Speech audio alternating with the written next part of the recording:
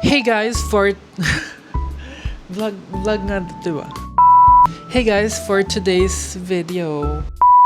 Hey guys, for today's video, nandito tayo sa Cubao. Nasa Manila tayo kasi ano ba sabihin ko, birthday mo? Kasi maggagala kami. Unwind lang. Saan ba tayo nagstay? Nakalimutan ko na yung pangalan, medyo mahaba kasi eh. Bino ko siya sa trip.com and kaya ko siya bino kasi super mura niya, grabe. Less than 1,000 pesos per night. Tapos meron siyang pool. Ano siya, parang condo. Yung pangalan niya is Homey Suites at Aurora Escalades Cubao near LRT2. So, yung harap na ito, LRT2 na. Pero yung station, medyo lalakad-lakad ka muna. Doon kami sumakay kanina kasi nagpunta kami ng Antipolo. Ito nabili ko sa may Antipolo, yung bilihan ng mga parang overrun ata doon. Maganda naman siya. Ano, oversized. Tapos yung likod niya, merong print, 'di ba? Maganda. So doon nga kami sumakay sa may ano na station papuntang Antipolo. Tapos pabalik doon din kami sumakay. And yung pangalan na itong nabook namin is Homey Suites nga. And yung total na binayaran ko is 2,272.92 pesos. Tapos, meron pa akong ma-earn na 58 trip coins or 34.97 pesos. So, pwede na rin, di ba? And mura na siya kasi pagka dito sa Manila, usually ang binabayad namin mga 1,400 to siguro mga 2,000 per night, mga ganun.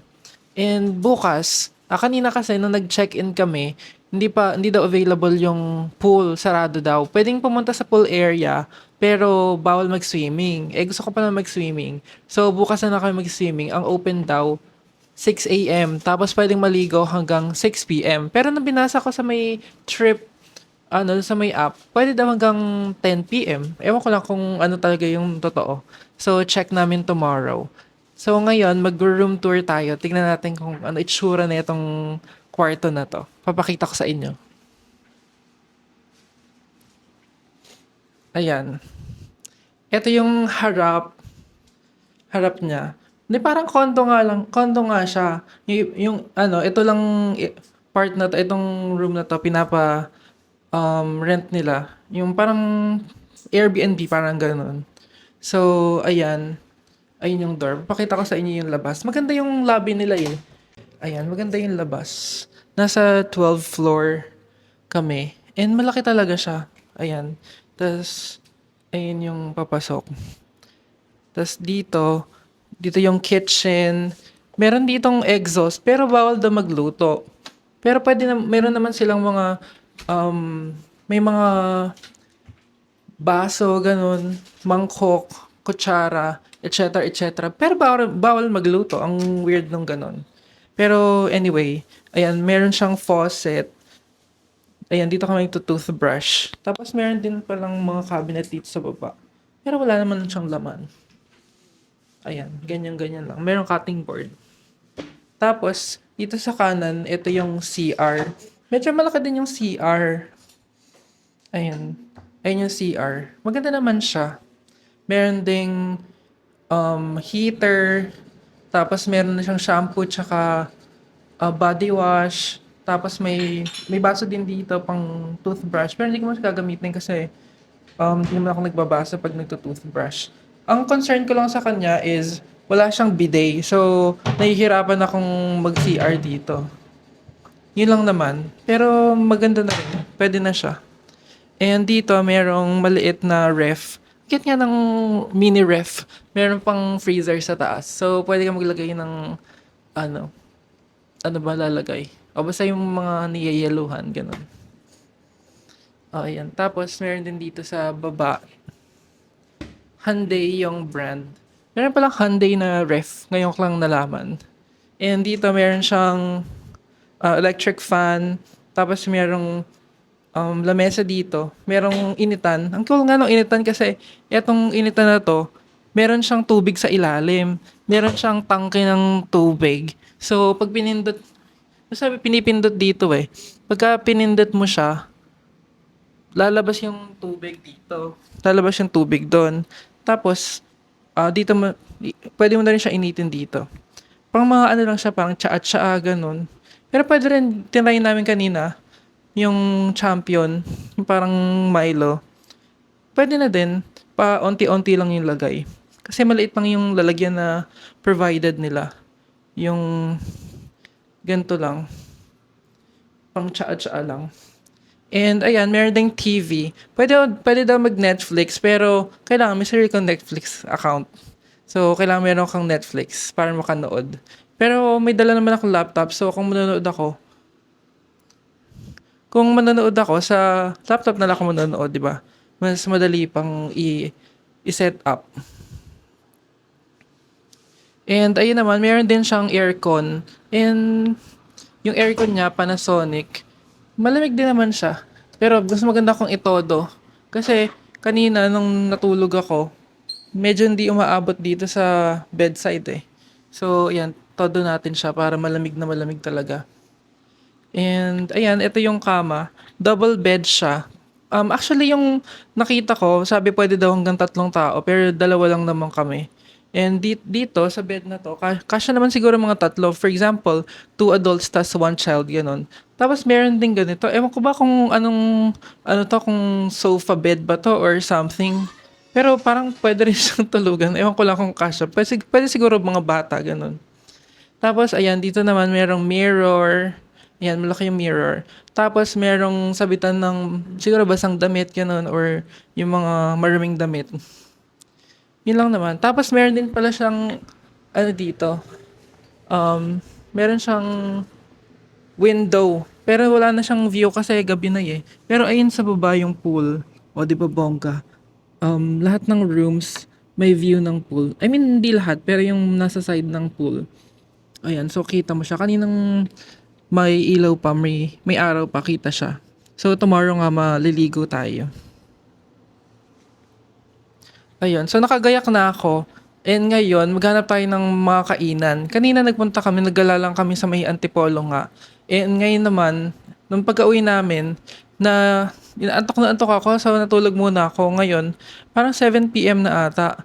So, medyo gabi na. So, hanap na lang kami ng malapit na mga kainan or magagalaan, ganun. So, yun lang naman. Titignan ko makapag-video ako later. Hey guys, nakabalik na tayo dito sa pinag-stayan natin na nabuko nga sa trip.com. And kanina kumain kami, nagpunta kami sa may Gateway 1. And doon kami kumain sa may taas, sa may bandang food court. And masaya naman ako kasi nakatipid kami.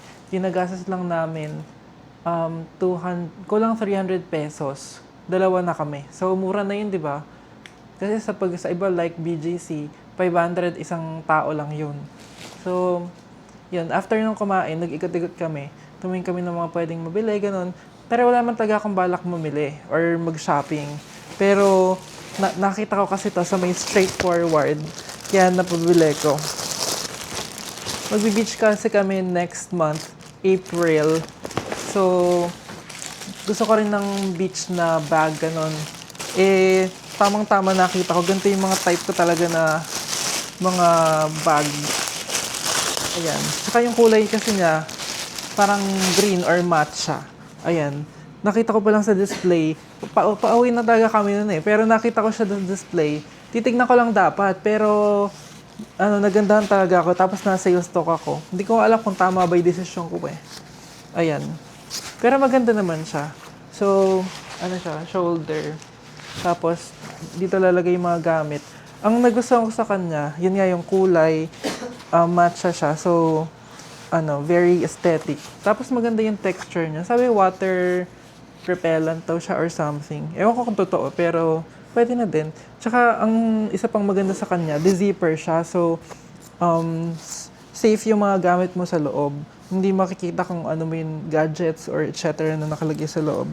Tapos, meron pa siyang zipper pa sa loob na, ayan, na mas maliit. So, pwede mo lagyan ng mga important stuff pa. Tapos, meron din siyang mga side pockets pa sa harap. So, maganda, di ba? And may double lining din siya. So, makapal tignan. Tsaka makapal talaga siya. Yan, ang ganda ng design. Perfect pang beach, di ba? So, meron silang puti na ganito, pero hindi puti binili ko kasi dumihin. Meron naman sila yung chestnut, kala ko light brown, dark brown pala, so ayoko din yun. Kaya ito talaga yung nabili ko. Dapat ito na ibibilin ko, pero meron pa akong nabili na iba. Pero ito, yung second naman, ito. Hindi sa akin to eh. Pero ito, para sa kasama ko to. Diba? Ayan. Bumili din siya ng bag. Para siyang faux leather. Tapos merong pocket sa likod, ganun, pwedeng lagyan. Tapos magnetic siya. Kahit yan sa harap, magnetic din. Medyo parang weird yung shape niya. Pagka naka-open siya, madami siyang mailalagay. So, pwedeng naka-open ng ganyan pagka madami kang ilalagay. Pagka wala naman masyado, parang ibababa mo siya. Tapos, nakaganyan lang. Ano naman siya? Ano matawag dito? Shoulder bag. Or sling bag, parang sling bag siya. Ayan, nakaganyan. Yan, ganyan. Yan. Hindi na ako makatayo eh. Pero ganyan siya. Maganda naman. Ang worry ko lang is kulay puti kasi siya. So, baka kalaunan, mag-yellow siya or dali siyang madumihan. Yun di ayaw ko pagka kulay white eh. Kasi may bag din ako ng white. And katagalan nga dudumihan siya. pero ito, bumili din ako ng white. Kasi nagandahan ako. Isa lang talaga dapat bibilin ko. Ito lang kasi pang beach nga, di ba? Eh kaso, nakita ko ito. Parang magandang partner. Eh, yung kulay niya, halos same lang nung isa.